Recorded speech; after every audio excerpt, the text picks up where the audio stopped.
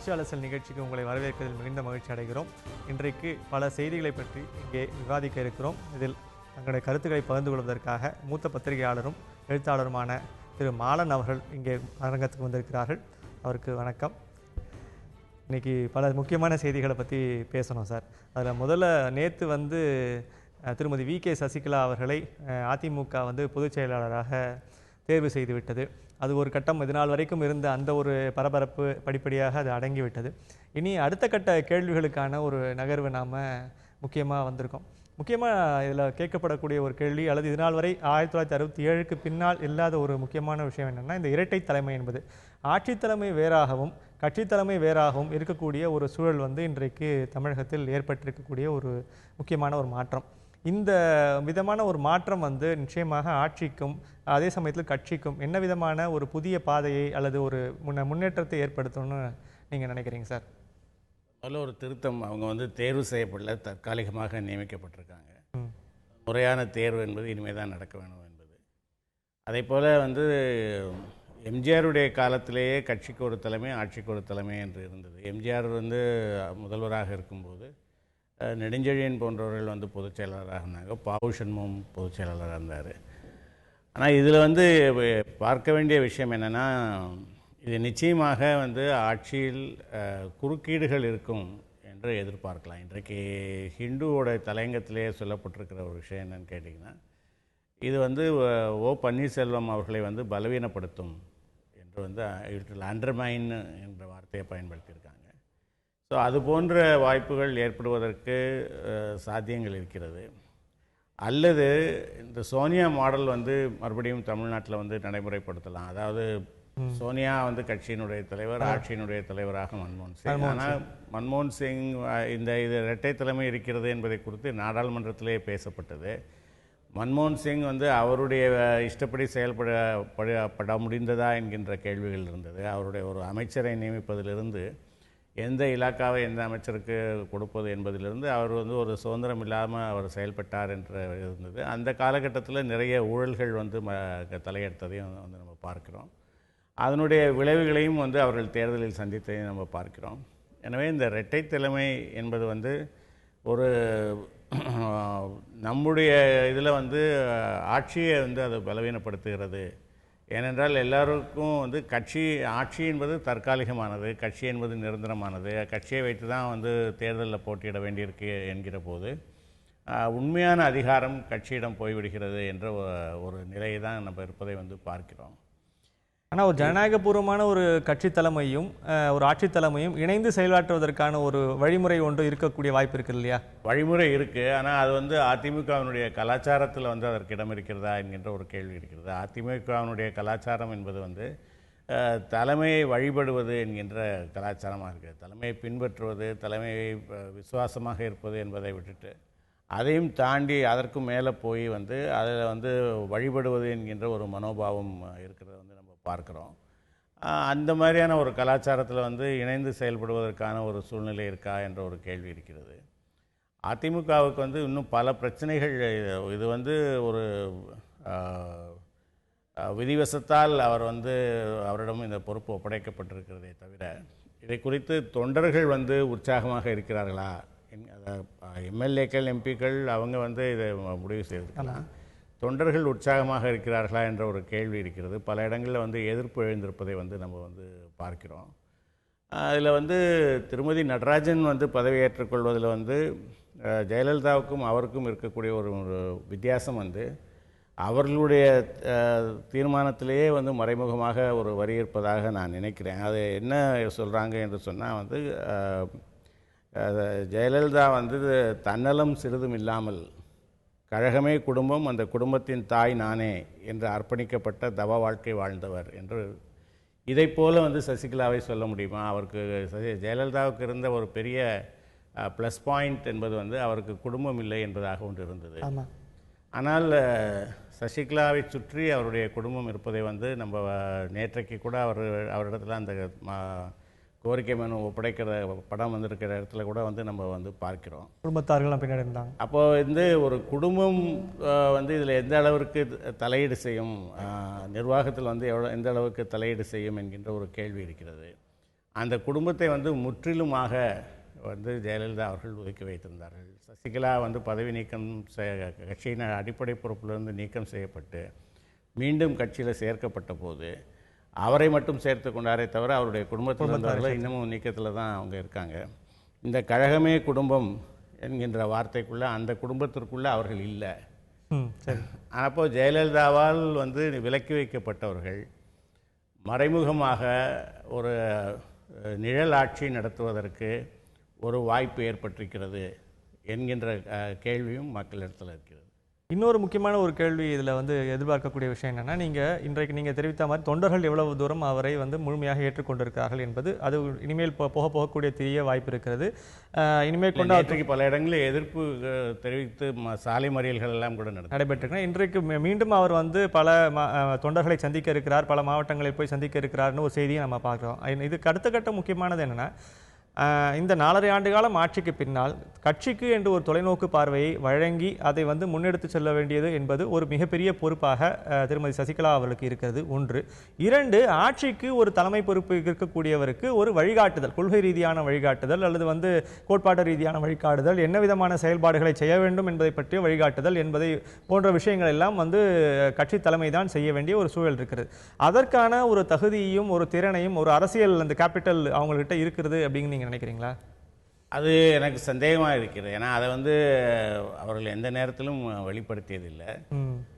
இன்னும் சொல்லப்போனால் வந்து மக்களோடு கலந்து பழகாமல், ஒரு பொதுக்கூட்டம் கூட பேசாமல், மக்கள் முன்னால் தோன்றி தன்னுடைய கருத்துக்களை வைக்காமல், ஒரு முதல்வராக ஒரு கட்சியினுடைய தலைவராக பொறுப்பேற்கக்கூடிய தகுதி ஒருவருக்கு வருகிறதா என்கின்ற கேள்வி இருக்கிறது. இப்போ தமிழ்நாட்டு அரசியலில் இதுவரைக்கும் அதை போல் நடந்ததில்லை. அது அப்படி அது வந்து கருணாநிதி, எம்ஜிஆர்,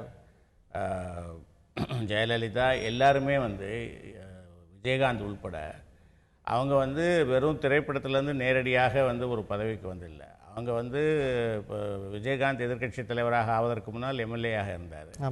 ஜெயலலிதா வந்து முதல்வராக ஆவதற்கு முன்னால் ராஜ்யசபா உறுப்பினராக இருந்தாங்க, எம்எல்ஏயாக இருந்தாங்க, எதிர்க்கட்சி தலைவராக இருந்தாங்க.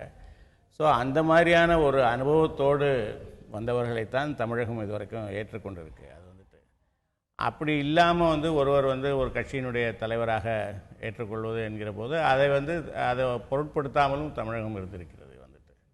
அதனால் வந்து ஒருவர் கூட இருந்தார் என்பதுமே வந்து ஒரு தகுதியை வந்து கொடுத்து விடுமா என்கின்ற கேள்விகளெல்லாம் மக்களுக்கும் அந்த கேள்விகள் இருக்கிறது. அது அதே சமயத்தில் இப்படியும் அதை பார்க்கலாம்னா, இது நாள் வரைக்கும் அவர் தன்னை வெளிப்படுத்துவதற்கான வாய்ப்பு இல்லாமல் இருந்தது. இன்றைக்கு அதற்கான வெளிப்படுத்துவதற்கான ஒரு வாய்ப்பு கிடைத்திருக்கிறது என்ற ஒரு சூழ்நிலையில் அவருடைய செயல்பாடுகளை ஒட்டித்தானே நம்ம அந்த முடிவுகளுக்கு வர முடியும். ஆமாம், அந்த வாய்ப்பு ஏன் அவருக்கு கொடுக்கப்படவில்லை என்பதுதான் கேள்வி.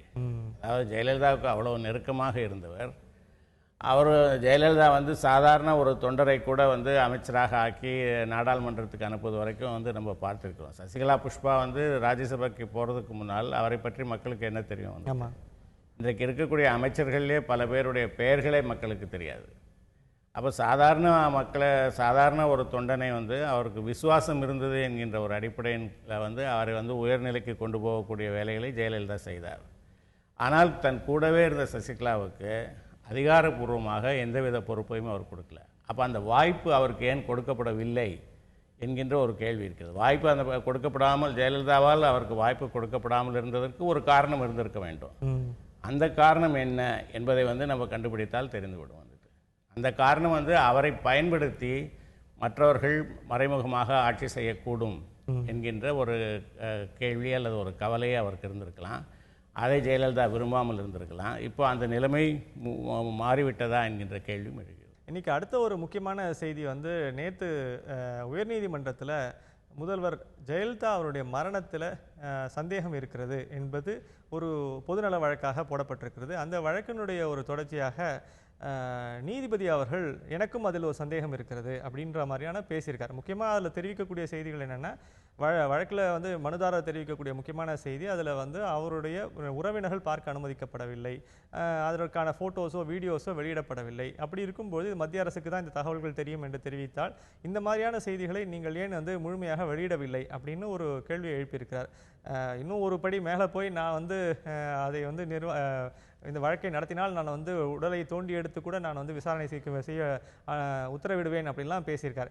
இந்த அளவுக்கு இதை வந்து ஒரு மிக தீவிரமாக ஒரு தொடர்ச்சியாக பேசப்பட்டு வந்த ஒரு விஷயம். ஆனால் இந்த மாதிரியான ஒரு கடுமையான ஒரு வார்த்தைகளை வந்து ஒரு நீதிபதியிடமிருந்து கேட்பது என்பது ஆச்சரியமாக இருக்கிறது. எனக்கே ஆச்சரியமாகத்தான் இருக்கிறது. எனக்கு ஆச்சரியமாக இருப்பது என்னவென்று சொன்னால், இதை வந்து இன்றைக்கு ஒரு பொதுநல வழக்கு வருகிற போது ஒரு விடுமுறையில் இருக்கக்கூடிய கோர்ட்டில் வந்து அதை நிர்வகித்து கொண்டிருக்கக்கூடிய ஒரு நீதிபதி இந்த கேள்வி எழுப்புறாரு. எனக்கும் சந்தேகம் இருக்குது என்று சொல்கிறாரு. அது தொடர்பாக வந்து அவர் வந்து யாருக்கெல்லாமோ நோட்டீஸ் அனுப்ப சொல்கிறாரு. பிரதமருடைய தனிச் செயலாளருக்கு ஒரு நோட்டீஸ் அனுப்ப சொல்கிறாரு, உள்துறைக்கு ஒரு அனுப்ப சொல்கிறாரு, எல்லாத்தையும் விட சிபிஐக்கு வந்து ஒரு நோட்டீஸ் அனுப்ப சொல்கிறாரு. சிபிஐக்கும் இதற்கும் என்ன சம்பந்தம் இருக்கிறது என்று எனக்கு புரியல. இதே போல் பல பேருக்கு வந்து அவர் நோட்டீஸ் அனுப்ப சொல்லியிருக்காரு.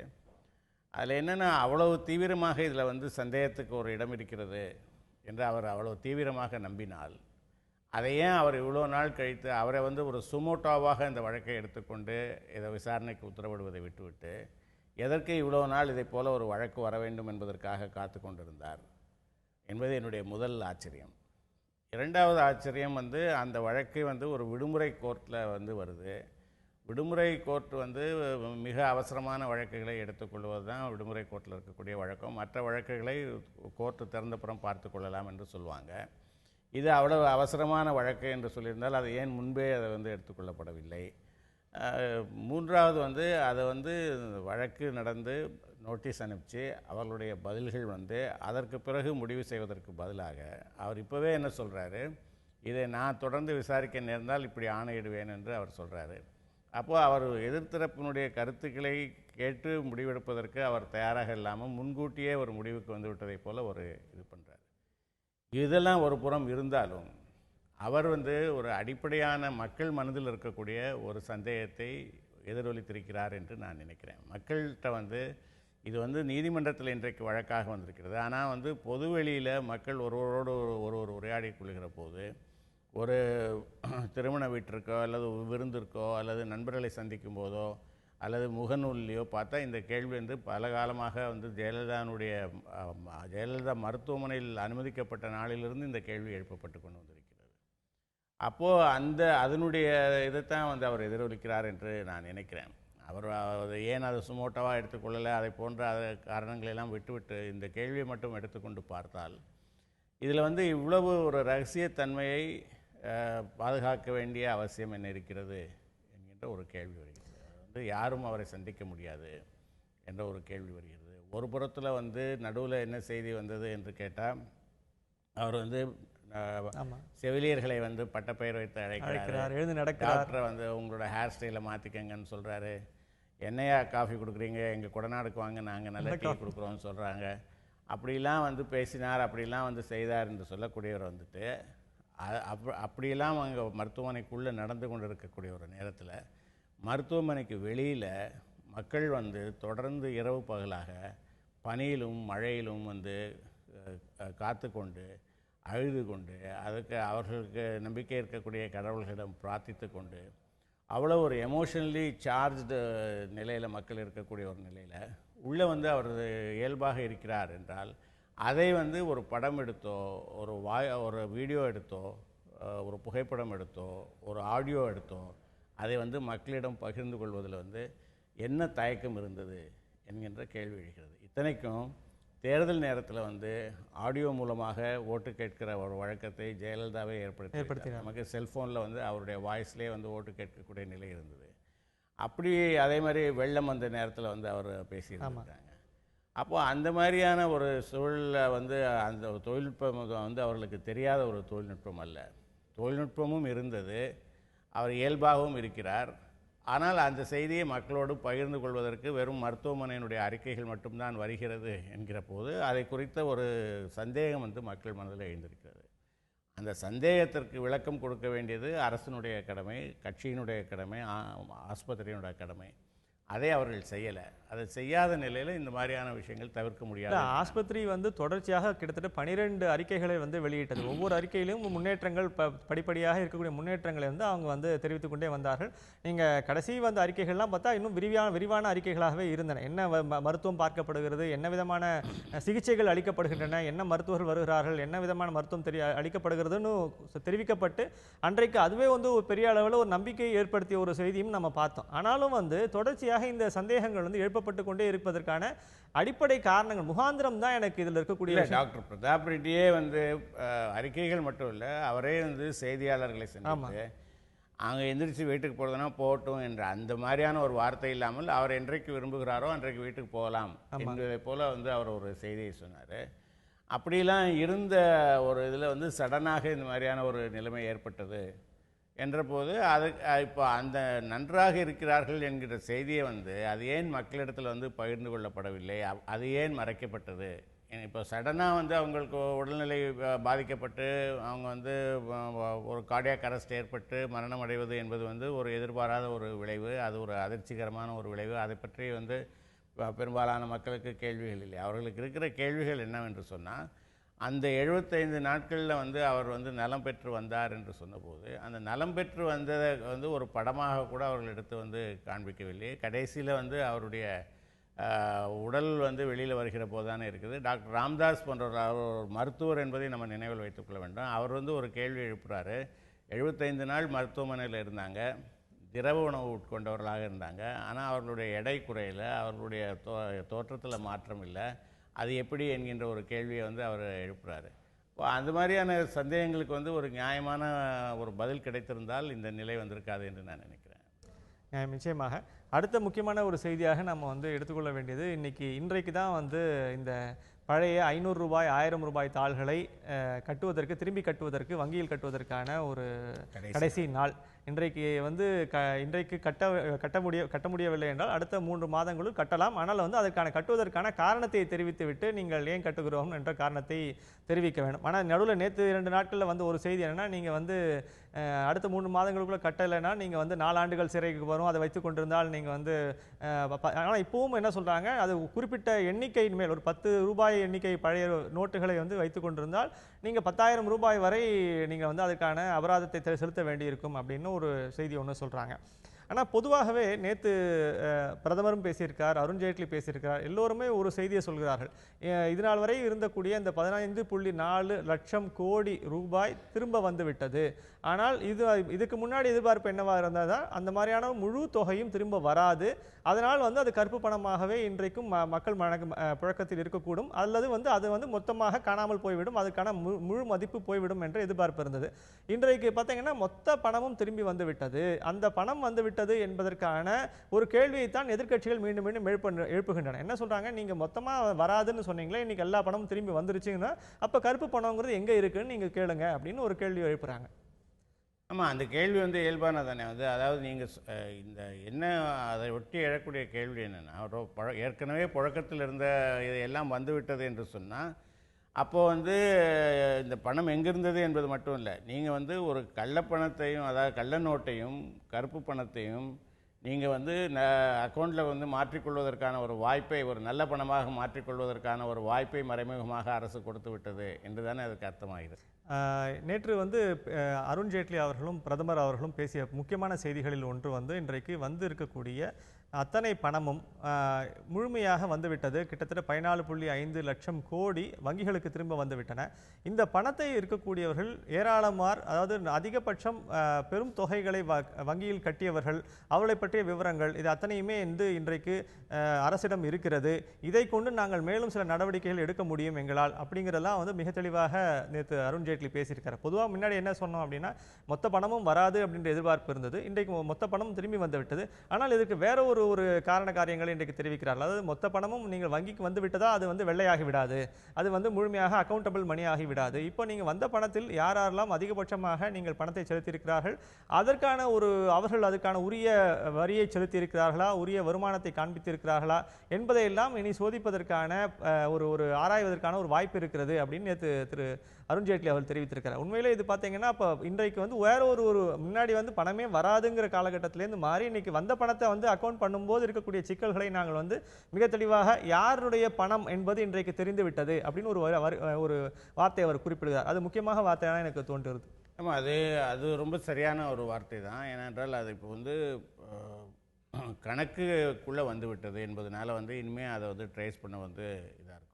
ஆனால் இதை தொடர்ந்து எழக்கூடிய கேள்விகள் என்னவென்று சொன்னால், அரசு கணித்தது வந்து 14.5 லட்சம் கோடி வந்து புழக்கத்தில் இருக்கிறது என்பது வந்துட்டு, அப்போ அதில் வந்து அவர்கள் சொன்னது வந்து இதுவும் கள்ள நோட்டுகளும் அதில் வந்து புழக்கத்தில் இருக்கிறது என்று அவங்க சொன்னாங்க.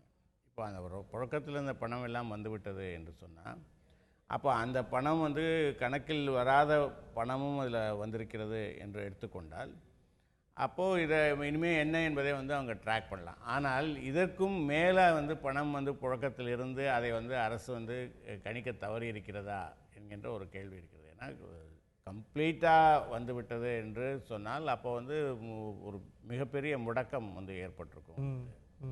அது ஏற்படலை. இன்னமும் பல இடங்களில் வந்து பழைய நோட்டுகள் வந்து கண்டுபிடிக்கப்படுகின்றன, பதுக்கி வைக்கப்பட்ட நோட்டுகள் கண்டுபிடிக்கப்படுகின்றன. அப்போ அப்படிலாம் பார்க்கிற போது அரசு கணித்ததில் வந்து முழு பணமும் அந்த கணிப்பிலே தவறு இருக்கிறதா என்கின்ற ஒரு கேள்விகள் வருகிறது. இரண்டாவது, இதில் வந்து அவர்கள் வந்து அதிகபட்சம் போனால் இதற்கு வந்து ஒரு வரி விதிக்க முடியும், ஒரு அபராதம் விதிக்கலாம். அதன் மூலம் அரசனுடைய வரி வருவாய் அதிகரிக்கும், அதில் வந்து சந்தேகம் இல்லை. ஆனால் இப்போ வந்து இதை அடுத்து அவர்கள் என்னென்ன நடவடிக்கைகளை எடுக்கப் போகிறார்கள் என்கின்ற ஒரு கேள்வி இருக்குது. அருண்ஜேட்லி சொன்னதில் வந்து வரும் அரசனுடைய வரி வருவாய் உயர்ந்திருக்கிறது என்று பல்வேறு விதமான வரி வருவாய்களை வந்து அவர் சொல்லியிருக்கார். ஆமாம், அதை எப்படி மக்களுக்கு வந்து அதை கொடுக்க போகிறார்கள் என்கின்ற ஒரு கேள்வி வருகிறது. பிரதமர் வந்து பேசப்போகிறார், புத்தாண்டை ஒட்டி பேசப்போகிறார் என்ற பேச்சு இருக்கிறது. அதில் வந்து என்ன ஆவலோடு எதிர்பார்க்கப்படுகிறது என்று சொன்னால், இப்போ 50 நாள் மக்கள் பட்ட துன்பத்திற்கு அவர்களுக்கு கிடைக்கப் போகிற பரிசு என்ன? அவங்க சொன்ன அந்த 3 நோக்கங்களும் நிறைவேறி இருக்கிறதா? 4 நோக்கங்களும் நிறைவேறி இருக்கிறதா? கள்ளப்பணம் வந்து ஒழிந்து விட்டதா? கருப்பு பணம் பிடிக்கப்பட்டிருக்கிறதா? டெரர் ஃபண்டிங் நின்று விட்டதா? லஞ்சம் ஊழல் வந்து குறையப் போகிறதா? இந்த கேள்விகளுக்கான பதில்களை தவிர இந்த வேறு துன்பப்பட்டதற்கு என்ன பலன் கிடைக்கப் போகிறது என்கின்ற ஒரு கேள்வி இருக்குது. இது வந்து கடைசியில் வந்து ஒரு மலையை கிள்ளி எலியை பிடித்த கதையாக ஆகிவிடுமா? இவ்வளோ கோடிக்கணக்கான மக்கள், கிட்டத்தட்ட நாட்டினுடைய பாப்புலேஷனில் 60% மக்கள் வந்து வங்கி கியூகளில் வந்து நின்றுருக்காங்க. 115 பேர் இறந்து போயிருக்காங்க.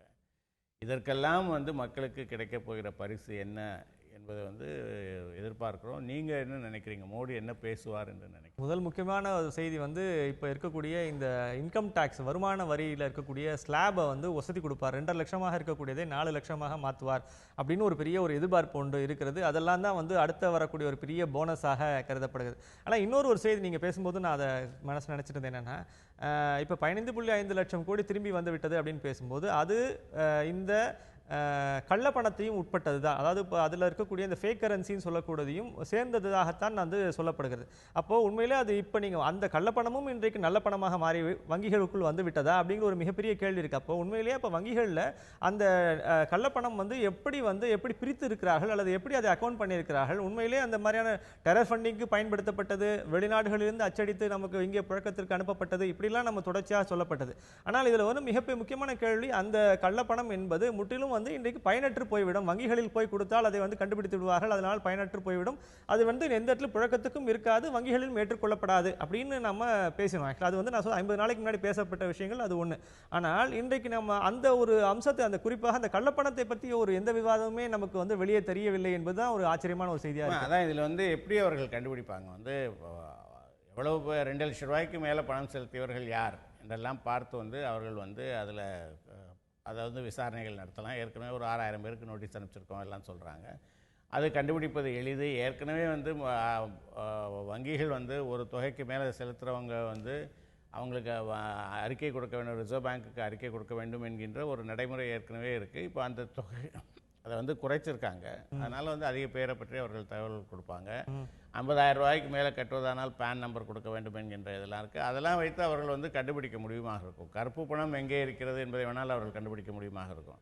ஆனால் கள்ள நோட்டு வந்து எங்கிருந்து வந்தது, யார் அதை கொடுத்தார்கள் என்பதற்கோ இனிமேல் அதை போல வருவதற்கான வாய்ப்புகள் வந்து தடுக்கப்பட்டிருக்கா என்பதை குறித்தும் அந்த கேள்விகள் வருது. இப்போது ஏற்கனவே கள்ளப்பணம் வைத்திருந்தவர்கள் அதை நல்ல பணமாக மாற்றிக்கொண்டு விட்டால் இப்போ அந்த பணத்தை அவர்கள் எடுத்து அதிகாரப்பூர்வமாக அவர்கள் செலவழிக்கக்கூடிய ஒரு சூழ்நிலை வரும். டெரர் ஃபண்டிங்கில் கள்ளப்பணம் இருந்தது என்று வைத்துக்கொண்டால் அதை வந்து அவங்க வங்கியில் கட்டிட்டாங்கன்னு சொன்னால் இப்போ அவங்க கணக்கில் இருந்து அதை எடுப்பதற்கான ஒரு வாய்ப்பும் அவர்களுக்கு கிடைக்கிறது. மறுபடியும் அதை வந்து கள்ளப்பணமாகவே இல்லாமல் நல்ல பணமாகவே வந்து அவர்கள் செலவழிக்கக்கூடிய ஒரு வாய்ப்பும் அதில் வந்து ஏற்பட்டுவிடும் என்பதை நான் அதில் யோசிக்க வேண்டிய ஒரு விஷயமாக இருக்கு. மிக முக்கியமாக இன்ஃபேக்ட் அது ஒரு பெரிய முக்கியமான விஷயம். அதே போல் நீங்கள் நேற்று பேசக்கூடிய பிரதமர் அவர்கள் பேசும்போதும் மீண்டும் வந்து இது எதிர்க்கட்சிகளைத்தான் இது வந்து சாடி பேசியிருக்கிறார். அவர் வந்து இதை வந்து காங்கிரசினுடைய குறிப்பாக காங்கிரஸ் கட்சிக்காரர்களை தான் அவர் சாடி பேசியிருக்கிறார். உண்மையில் நீங்கள் இது அத்தனைக்குமான நீங்கள் கடைசியாக சொன்ன மாதிரி என்ன பலனை மக்கள் வந்து பெறப்போகிறார்கள் என்பது ஒன்று. இது எதிர்க்கட்சிகள் எப்படி இதை வந்து ஏற்றுக்கொண்டன இது நாள் வரை, குறிப்பாக நீங்கள் இந்த 50 நாட்களில் எதிர்க்கட்சிகள் ஒரு மாதிரி எந்த வகையிலும் வந்து ஒரு முடிவெடுக்க முடியாமல் பிரிந்து நின்று அல்லது வந்து கடைசியாக இப்போது ஏற்படுத்த சென்ற வாரம் நடந்த கூட்டங்களில் கூட பார்த்தீங்கன்னா 16 கட்சியை கூப்பிட்டு வெறும் 8 கட்சிகள் மட்டும்தான் வந்து பங்கெடுத்துக் கொண்டன. அதிலும் கூட ஒரு வலுவான எதிர்ப்பு நிலையை அவர்களால் எடுக்க முடியவில்லை என்ற சூழலில் காங்கிரஸையும் எதிர்க்கட்சிகளையும் வலுவான ஒரு கிண்டலுக்கும் விமர்சனத்துக்கும் ஆளாக்குவதற்கு ஒரு ஆளுங்கட்சிக்கு ஒரு பெரிய வாய்ப்பு கிடைத்ததாகவே நாம் இதை பார்க்க வேண்டியிருக்கு இல்லையா? இல்லை, பிரதமர் வந்து மக்கள் எல்லோரையும் காங்கிரஸ்காரர்களாக பார்க்கிறார் என்று நினைக்கிறேன். ஏன்னா அவர் என்ன சொல்றாரு, காங்கிரஸ்காரர்கள் விரக்தியில் இருக்கிறார்கள் என்று சொல்றாரு. மக்கள் தான் விரக்தியில் இருக்காங்க, வந்துட்டு பணம் எடுக்க முடியலைங்கிற விரக்தியில். ஜோக்ஸ் அப்பார்ட், இதில் வந்து என்னென்னா, இதில் வந்து எதிர்க்கட்சிகள் இதன் மூலமாக தேட முயன்ற அரசியல் லாபம், இந்த பொலிட்டிக்கல் மைலேஜ் என்பது வந்து இப்போது அவர்களுக்கு கிடைக்கல. ஆனால் இந்த முடிவுகள் வந்ததற்கு பிறகு அது வந்து ஒரு மிகப்பெரிய பலனை வந்து மக்களுக்கு எதுவும் கொடுக்கவில்லை என்று சொன்னால் அப்போது இந்த அவர்களுடைய பொலிட்டிக்கல் மைலேஜ் வந்து பெறுவதற்கான வாய்ப்பு வந்து அதிகமாக ஆகும். அதாவது நீங்கள் இவ்வளோ கஷ்டப்பட்டீங்க, கடைசியில் உங்களுக்கு என்ன கிடைத்தது என்று. இரண்டாவது, நம்முடைய மக்கள் வந்து அவர்களுடைய எண்ணங்களை வந்து உடனடியாக வெளிப்படுத்துவதில்லை. அவங்க வந்து அந்த மாதிரி வந்து ஒரு பொலிட்டிக்கலி ஒரு அவுட்ஸ்போக்கன் பீப்புள் இல்லை. அவங்க வந்து தேர்தலில் தான் அவங்களுடைய முடிவுகளை வந்து வெளிப்படுத்துகிறாங்க. அதை எமர்ஜென்சின் போது பார்த்துருக்கோம். அதனால் வந்து இதில் வந்து யாருக்கு இதனால் லாபம், அரசியல் ரீதியாக இதில் யாருக்கு லாபம் என்பதை வந்து தீர்மானிப்பதற்கு இது வந்து ஒரு டூ ஏர்லி என்று நான் நினைக்கிறேன். இது வந்து இன்னும் கொஞ்சம் காலம் பொறுத்திருந்தால்தான் அதனுடைய தெரியும். முக்கியமாக அவர் 1ஆம் தேதி என்ன பேச போகிறார் என்பதை பொறுத்து தான் அதில் இருக்கும். அது 1ஆம் தேதி பேசக்கூடிய விஷயங்களில் மிக முக்கியமாக நீங்கள் தெரிவித்த மாதிரி இந்த டிமானிட்டைசேஷனுடைய பாதிப்புகள் என்ன அல்லது அதனுடைய ஒரு பலன்கள் என்ன என்பதை பற்றி பேசுகிறோம். இன்னொரு பகுதி தெரிவிக்கக்கூடிய செய்தி என்னென்னா, நீங்கள் இந்த மார்ச்சுக்கு அப்புறம் இந்த சேமித்த இந்த வங்கியில் வந்து சேர்ந்த இந்த பெரும் தொகையை நிறைய வளர்ச்சி பணிகளுக்கும், குறிப்பாக நீங்கள் இந்த மாதிரியான கடன்களுக்கும், வீட்டுக் கடன்கள், இதர கடன்கள், இது அத்தனைக்குமே வந்து வழங்கப்படும். அதன் மூலமாக ஒரு பெரிய அளவில் பொருளாதார முன்னேற்றத்திற்கான ஒரு வழி ஏற்படும் அப்படிங்கிற ஒரு நம்பிக்கை வந்து மீண்டும் மீண்டும் தெரிவிக்கப்படுகிறது ஒரு பகுதி. ஆனால் இன்னொரு பகுதி என்னவென்றால், இவ்வளவு தொகையை மீண்டும் இங்கே டிப்ளாய் பண்ணுவதற்கான ஒரு வாய்ப்புகள் இன்றைக்கு மீண்டும் இங்கே இந்தியாவில் இருக்கின்றனவா அப்படிங்கிற ஒரு கேள்வியும் வந்து திருப்பி எழுப்பப்படுது. அதாவது ஒரு பண சுழற்சியை முழுமையாக நீக்கிவிட்டு மீண்டும் அந்த பண சுழற்சியை ஏற்படுத்துவது என்பது அவ்வளவு சுலபமான காரியம் இல்லை என்ற ஒரு கருத்து மீண்டும் மீண்டும் சொல்லப்படுகிறது. அது வந்து இதை பற்றி இந்த அரங்கிலையும் முன்னால் பேசியிருக்கோம். அந்த வங்கிகளுக்குள்ளே வரக்கூடிய பணத்தை வந்து அரசாங்கம் வந்து என்ன கேட்டால் அது வந்து இன்ஃபார்மல் செக்டார்ஸில் வந்து அது வந்து பயன்படுத்த வேண்டும். வேளாண்மை போன்ற துறைகளில் வந்து அது பயன்படுத்தினா அது வந்து நிச்சயமாக ப்ரொடக்டிவிட்டி அதிகமாக, அது சிறு குறு தொழில்கள் அவர்களுக்கு கொடுத்தா இதாக இருக்கும். அது நடக்கும் என்று நம்பலாம். ஏன்னா அந்த வங்கிகள் அந்த பணத்தை அவர்களே வைத்துக்கொள்ள முடியாது. அதை வந்து அவர்களுக்கு ஒரு சுமை. ஏன்னா அவங்க வந்து அதுக்கு வட்டி செலுத்த வேண்டி வரும். யாருக்காவது கொடுத்தாலும் யாருக்கு கொடுக்குறாங்கங்கிறது பார்க்கலாம். சென்ற வாரம் நடந்த ஒரு முக்கியமான செய்திகளில் ஒன்று, முன்னாள் தலைமைச் செயலாளர் ராமமோகன ராவ் வீட்டில் அலுவலகத்தில் நடைபெற்ற ரெய்டு. அப்போது அதை தொடர்ச்சியாக அவர் வந்து ஊடகங்களை அழைத்து அவர் கொடுத்த பேட்டியில் இருந்த ஒரு பரபரப்பு, வேகம், அதெல்லாம் வந்து இன்றைக்கு முற்றிலுமாக மாறி இன்றைக்கு அவர் முற்றிலுமாக நான் மத்திய மாநில அரசுகளுடைய அமைப்புகளை நான் முழுமையாக நம்புகிறேன், இப்படிலாம் இன்றைக்கி அவர் வந்து பேசியிருக்கார். இன்றைக்கி வந்து ஒரு ஆங்கில நாளிதழில் அவர் தெரிவித்திருக்கக்கூடிய கருத்துக்கள் வந்து ஒரு பெரிய ஆச்சரியத்தை தந்திருக்கு. அன்றைக்கு அவர் வெடித்த வெடிப்பு, அன்றைக்கு அதை பார்த்தவர்கள் அல்லது சொல்லப்போனால் வந்து எந்த கேள்விகளுக்கும் பதில் தரவில்லை. ஆனால் வந்து அவர் மட்டும் முழுமையாக தன்னுடைய தரப்பு நியாயங்களை மட்டும் பேசிவிட்டு சென்றார். அப்படி பேசும்போது மத்திய அரசின் மீதும் இந்த அமைப்புகளின் மீதும் அவர் வைத்த குற்றச்சாட்டுகள் என்பவையெல்லாம் மிக கடுமையாக இருந்தன. உடனடியாகவே நீங்கள் எதிர்பார்த்த விஷயம் என்னென்னா, இந்த மாதிரியான ஒரு அரசு அதிகாரியாக இருக்கக்கூடியவர் பேசலாமா பேசக்கூடாதா என்ற விவாதம் ஒரு பக்கம், அவருடைய பேச்சிலிருந்து ஏற்பட்ட சாராம்சங்களை ஒட்டிய விவாதங்கள் ஒரு பக்கம். இன்றைக்கு அது அத்தனையுமே முற்றிலுமாக மாற்றி அமைந்து அவர் வந்து அதற்கான ஒரு இன்னும் சரியாக சொல்லப்போனால் பல்ட்டி அடித்து விட்டார் என்று கூட அதை சொல்லலாம். அந்த மாதிரியான ஒரு பேச்சு பேசியிருக்கு. இது உண்மையில் மனமாற்றத்தினால் ஏற்பட்டதா, அல்லது அவர் இன்றைக்கு தான் பேசிய சொற்களினுடைய ஒரு வீரியத்தை புரிந்து கொண்டிருக்கிறாரா? எப்படி இதை பார்க்க வேண்டும் நினைக்கிறீங்க சார்? இல்லை, இது ஒரு தலைகீழ் மாற்றம். இது அன்றைக்கு அவர் பேசுகிற போது இன்கம் டேக்ஸ் துறை, வருமான வரித்துறை எந்த அதிகாரத்தின் பேரில் என்னுடைய வீட்டில் சோதனை நடத்தியது என்று அவர் கேள்வி கேட்டார். இன்றைக்கு வருமான வரி அதிகாரிகள் அவருடைய கடமையை செய்தார்கள் என்று அவர் சொல்லியிருக்காரு. அன்றைக்கு இந்த மாநில அரசுக்கு இதுக்கு துணிச்சல் இருக்கிறதா, தைரியம் இருக்கிறதா என்று கேட்டார். இன்றைக்கு நான் மத்திய மாநில அரசுகளை மதிக்கிறேன் என்று அவர் சொல்கிறாரு. அன்றைக்கு பேசுகிற போது மிக கடுமையான வார்த்தைகளை பயன்படுத்தினார். அதாவது நான் தான் இப்போதும் தலைமைச் செயலாளர் என்று அவர் சொன்னார். இன்றைக்கு தலைமைச் செயலாளராக பதவி வகிக்கக்கூடிய கிரிஜா வைத்தியநாதன் ஒரு மரியாதைக்குரிய ஒரு திறமை வாய்ந்த அதிகாரி என்று அவர் சொல்லியிருக்காரு. அப்போ எல்லாவற்றிலிருந்தும் ஒரு தலைகீழான ஒரு மாற்றம் வந்திருக்கிறது. அதற்கு அவர் கொடுக்கக்கூடிய ஒரே ஒரு விளக்கம் நான் அன்றைக்கு என்னுடைய கோபத்தில் இருந்தேன், என்னுடைய வருத்தத்தில் இருந்தேன், என்னுடைய துயரத்தில், பெயினில் இருந்தேன், வலியில் இருந்தேன், எனக்கும் என் குடும்பத்தின் மீது நடத்தப்பட்ட சோதனைகள் குறித்து வலியில் இருந்தேன், வேதனையில் இருந்தேன்னு அவர் சொல்கிறாரு. ஒரு தலைமைச் செயலாளர் போல ஒரு மிக உயரிய பொறுப்பில் இருக்கக்கூடியவருக்கு அவரிடத்தில் எதிர்பார்க்கக்கூடிய மிக முக்கியமான ஒரு குணம் என்பது ஒரு மெச்சூரிட்டி, ஒரு நிதானம் என்பது. அவருடைய திறமையின்மை அதெல்லாம் கூட ரெண்டாம் பட்சம். ஏனென்றால் அவர்கள் பல நேரங்களில் பல நெருக்கடிகளை அவர்கள் சந்திக்க வேண்டி வரும். நிர்வாக ரீதியான நெருக்கடிகளை சந்திக்க வேண்டி வரும், தங்களுடைய ஊழியர்களிடமிருந்து நெருக்கடிகளை சந்திக்க வேண்டி வரும், அரசியல்வாதிகளிடமிருந்து நெருக்கடிகளை சந்திக்க வேண்டி வரும், நிதி நெருக்கடிகளை சந்திக்க வேண்டி வரும், இயற்கை பேரிடர் போன்ற நெருக்கடிகளை சந்திக்க வேண்டி வரும். அந்த நேரத்தில் அவர்கள் நிதானம் காட்டுவதற்கு நிதானமாக நடந்து கொள்ள வேண்டும், ஒரு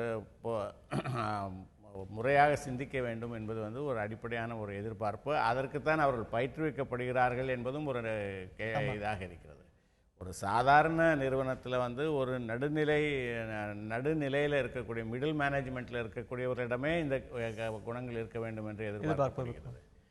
அப்படி இருக்கக்கூடிய இந்த மாதிரியான ஒரு இயல்பு கொண்டவர் எப்படி தலைமைச் செயலராக இருந்தார் என்கின்ற ஒரு கேள்வி வருகிறது. ஆனால் அதில் முக்கியமான ஒரு அம்சம் நேற்றைக்கு ஏற்பட்டிருக்கிற அரசியல் மாற்றத்திற்கும் இதற்கும் மறைமுகமாக ஏதாவது தொடர்பு இருக்கிறதா? அதாவது ஒருவித சமரசம் ஏற்பட்டிருக்கிறதா? ஒருவித சமரசத்தை நோக்கிய பேச்சுவார்த்தைகள் நடந்தபோது அந்த பேச்சுவார்த்தைகளுக்கு அழுத்தம் கொடுப்பதற்காக இந்த சோதனைகள் நடத்தப்பட்டதா? அப்போது அந்த சமரசம் எட்டிவிட்டதுனால அதனுடைய அழுத்தத்தை குறைத்து கொண்டதுனால அவர் இந்த மாதிரி பேசுகிறாரா என்கின்ற கேள்விகள் நிச்சயமாக அதில் இருக்கிறது. அதை ஒதுக்கி தள்ளிவிட முடியாது என்று நான் நினைக்கிறேன். இந்த அழுத்தம்ன்ற ஒரு வார்த்தை சொல்றதுனால இன்னொரு செய்தியோடு நம்ம இதை இணைச்சி பார்க்கணும்.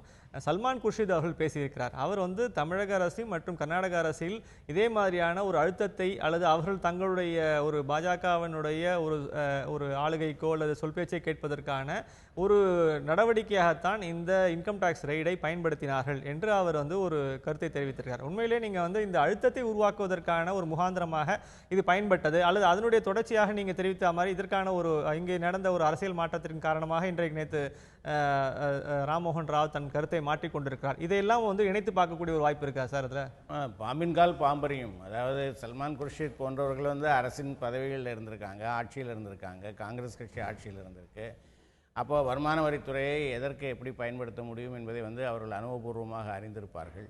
எனவே இதற்கான அழுத்தம் கொடுத்தது என்பதற்கு அவருடைய கோணத்தில் அதை அவர் பார்க்கவும் கூடும். அவருடைய கடந்த கால அனுபவங்களின் பேரில் ஒருவரை அழுத்தம் கொடுப்பதற்கு வருமான வரி சோதனைகளை பயன்படுத்தி கொள்ளலாம் என்றும் அந்த முயற்சிகள் மேற்கொள்ளப்பட்டிருக்கிறதா என்றும் பார்க்க முடியும். வரலாற்றை பார்த்தால் இன்றைக்கும் திமுக தரப்பில் சொல்வது திமுகவிலிருந்து எம்ஜிஆர் வெளியேறுவதற்கு காரணமாக இருந்தது அவர் மீது கொண்டு வரப்பட்ட வருமான வரி சோதனைகள் என்று அவங்க சொல்வதை பார்க்கிறோம். எனவே அதில் வருமான வரித்துறையை இதை போல அரசியல் நோக்கங்களுக்கு பயன்படுத்துவது என்பது தொன்று தொட்டு நடந்து வந்திருக்கிறது. அதில் அதனுடைய ஒரு நீட்சியாகத்தான் இதுவும் இருக்கலாம் என்பதற்கு அதையும் ரூல் அவுட் பண்ண முடியாது என்று நினைக்கிறேன். இதனுடைய ஒரு தொடர்ச்சியா இன்னொரு செய்தி நம்ம வந்து பார்த்தா நல்லா இருக்கும். அதாவது நேத்து வந்து குடியரசுத் தலைவர் அவர்கள் பேசியிருக்கார். மிக முக்கியமான ஒரு ஸ்பீச். அதாவது மாற்று கருத்துகளுக்கு, மாற்று சிந்தனைகளுக்கு இடம் இருக்க வேண்டும். அதாவது இப்ப நீங்க இந்த மாதிரியான வேறு வேறு சிந்தனைகள் கொண்டவர்கள், வேறு வேறு விதமான பார்வைகள் கொண்டவர்களுக்கு ஒற்றை தலைமை அல்லது ஒற்றை பார்வை, ஒற்றை விதமான ஒரு அணுகுமுறை என்பதெல்லாம் இல்லாமல் அந்த மாதிரியான ஒரு மாற்று, குறிப்பாக அவர் பார்த்தீங்கன்னா மாற்று கருத்துக்கு சுதந்திரம் அளிக்கப்பட வேண்டும்ங்கிற ஒரு கருத்தை அவர் தெரிவித்து பேசுறாரு. அதுல வந்து ஒரு முக்கியமான பகுதி என்னன்னா, இன்றைக்கு இருக்கக்கூடிய அரசியல் சூழ்நிலைகளோடு இதை வந்து நம்மளால பொருத்தி பார்த்து இதை வந்து அவர் ரொம்ப பொதுவான ஒரு வரியா தெரிவித்தாலும் கூட இந்த மாதிரியான மாற்று சிந்தனைகள், கருத்துகள் அல்லது வந்து அது வந்து உண்மையிலேயே வந்து அது வரலாற்று ஆசிரியர்களுக்கான ஒரு மாநாட்டில் அவர் பேசுறாரு.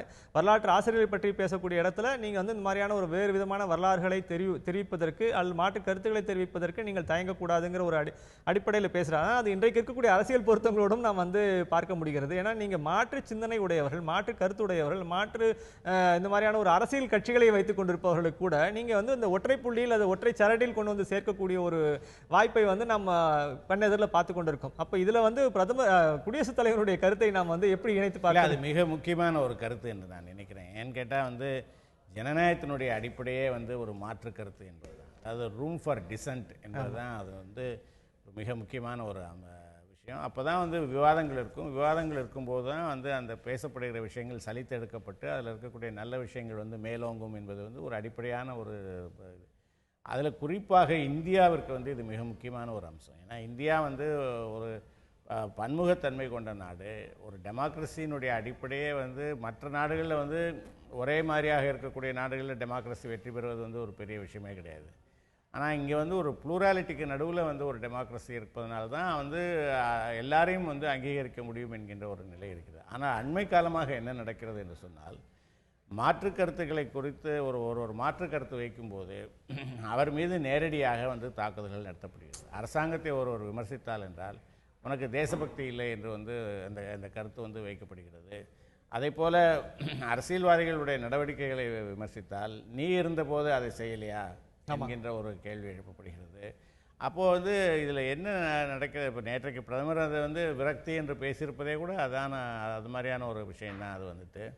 அப்போது அண்மை காலமாக வந்து அரசியலில் மட்டும் இல்லை, எல்லா இடங்களிலும் அரசியலில், எழுத்துலகில், அறிவுலகில், இன்னும் சொல்லப்போனால் வந்து சில நேரங்களில் வந்து விளையாட்டு உலகில் கூட வந்து நம்ம வந்து பார்க்க முடிகிறது. இப்போது ஒரு மாற்று கருத்து வைக்கிற போது அதை வந்து பரிசீலிப்பது என்பதை விட்டுவிட்டு அது மாற்று கருத்து வைப்பவர்கள் மீது தனிப்பட்ட முறையில் வந்து தாக்குதல்கள், விமர்சனங்கள் வந்து வைக்கப்படுகிறது.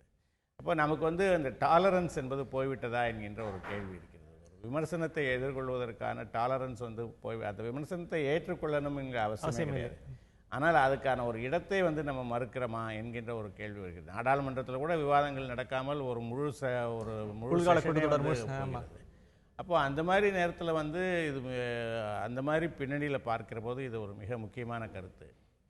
ஆனால் பிரணாப் முகர்ஜி போன்றவர்கள் சொல்வதனால் அதில் வந்து என்ன தாக்கம் ஏற்பட்டுவிட போகிறது என்கின்ற ஒரு கேள்வி இருக்குது. இதற்கான முன்னெடுப்பை வந்து அரசியல்வாதிகள், அரசியல் தலைவர்கள், பிரதமர் போன்றவர்கள் தான் இதற்கான முன்னெடுப்பை வந்து எடுக்க வேண்டும் என்று நான் நினைக்கிறேன். கடைசியாக முக்கியமான செய்தி, நீங்கள் கடந்த 2 நாட்களாக இந்த வர்தா புயலினுடைய பாதிப்புகளை ஆய்வு செய்வதற்காக வந்த குழுவினர் தங்களுடைய அறிக்கையை வந்து தயாரிப்பதற்கான இன்றைக்கு கடந்த 2 நாட்களாக முழுமையாக பார்த்திருக்கிறார்கள். அவர்களுக்கு வந்து தெரிவிக்கப்பட்ட செய்திகள், அவர்களுக்கு காண்பிக்கப்பட்ட ஃபோட்டோ எக்ஸிபிஷன், இதையெல்லாம் மீறி இன்றைக்கு அவர்கள் வந்து தமிழக அரசினுடைய ஒரு செயல்பாட்டையும் அவர்கள் பாராட்டியிருக்கிறார்கள். அதே சமயத்தில் ஒரு செய்தியை நான் வந்து நேற்றும் இதே அரங்கத்தில் நான் தெரிவித்தேன். புயல் முடிந்து கிட்டத்தட்ட இத்தனை நாட்களுக்கு அப்புறம் கூட இன்றைக்கும் மத்திய அரசிடம் இருந்து எந்த விதமான இனிஷியலான ஒரு சின்ன உதவி கூட, பண உதவி கூட நமக்கு கிடைக்கவில்லை. ஆனாலும் இவர்கள் வந்து அறிக்கையை வழங்கி வந்து அதற்கான ஒரு ஆக்கப்பூர்வமான ஆலோசனைகளை வழங்குவார்கள் என்ற எதிர்பார்ப்பும் இருக்கிறது. இதை நீங்க எப்படி பாக்குறீங்க? ஆனால் அது இன்றைக்கு வந்திருக்கிற ஒரு செய்தி வந்து இந்த 2000 கோடி ரூபாய் வந்து அவர்கள் வந்து ஒரு இடைக்கால நிவாரணமாக தமிழக அரசு கேட்கிறது. ஆனால் அதற்கு நியாயமே இல்லை என்பதை போல அந்த அதிகாரிகள் உணர்வதாக இன்றைக்கு செய்திகள். 22,000 கோடி ரூபாய் கேட்பதற்கு முற்றிலும் இது இல்லை. பிரதம மந்திரியினுடைய நிவாரண நிதியிலிருந்து பணம் ஒதுக்குவதற்கும் முடியாது. ஏனென்றால் அதற்கு வந்து போதுமான அளவுக்கு சேதம் ஏற்படவில்லை என்று சொல்லியிருக்காங்க. அதனால் இந்த அறிக்கை வந்து தமிழகத்திற்கு சாதகமாக இருக்கும் என்று எதிர்பார்ப்பதற்கு இல்லை என்று நினைக்கிறேன். நண்பர்களே, இன்றைக்கு வி.கே. சசிகலா பொதுச் செயலாளர் தொடங்கி பொறுப்பேற்றதில் தொடங்கி இன்றைக்கு இருக்கக்கூடிய வர்தா புயல் வரைக்கும் பல்வேறு செய்திகளை தேசிய அளவிலும் மாநில அளவிலும் இருக்கக்கூடிய பல்வேறு முக்கிய செய்திகளை நாம் இங்கே அலசினோம். இன்றைக்கு நம்மிடையே கருத்து தெரிவித்த தன்னுடைய உணர்வுகளை பகிர்ந்து கொண்ட திரு மாலன் அவர்களுக்கு மிக்க நன்றி. நிகழ்ச்சி இத்துடன் நிறைவு பெறுகிறது. நாளை மீண்டும் அச்சு அலசல் நிகழ்ச்சியில் சந்திப்போம்.